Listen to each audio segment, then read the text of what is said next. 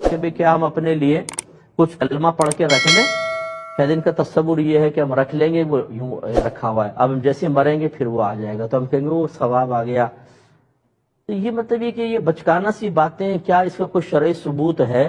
جو بھی اخروی معاملات ہیں وہ کوئی بھی اپنے پاس سے متعین نہیں کر سکتا، اس کا از خود تصور قائم نہیں کر سکتا۔ میں اسی لیے جو شعراء بعض اوقات اپنے ایک تخیل کو ایک شعر کی شکل میں بیان کرتے ہیں، میں نعت خانوں کو بھی گزارش کرتا ہوں کہ اس کو عوام کے سامنے پیش نہ کریں، ہو سکتا ہے کہ عوام اس کو عقیدہ سمجھ لے۔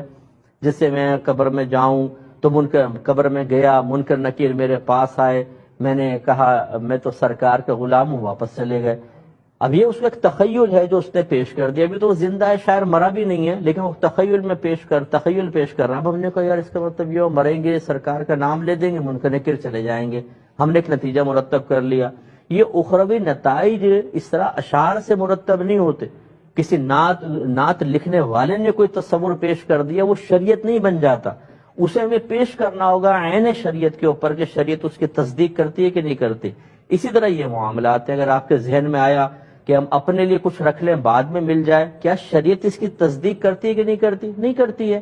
جیسے ہی یہ قرآن اور حدیث کے تمام بہت سی آیات اور حدیثیں بیان کر رہی ہیں، جیسے ہی آپ کوئی لفظ منہ سے نکالتے ہیں فوراً ایک فرشتہ اس کو لکھ لیتا ہے، آپ کے نام اعمال میں چیز لکھ لی جاتی ہے، اس کا ثواب اگر اس کا بدلہ ہے تو وہ مرتب ہو جاتا ہے۔ ایسا نہیں ہے کہ آپ کچھ پڑھ لیں تو وہ معلق سائیڈ میں رکھا رہے اور بعد میں آپ کو ملے، ایسا نہیں ہے۔ بعد میں ملے گا تو ان لوگوں کا ملے گا جو زندہ لوگ ہیں اور آپ کو ایصال ثواب کریں گے، وہ مل سکتا ہے۔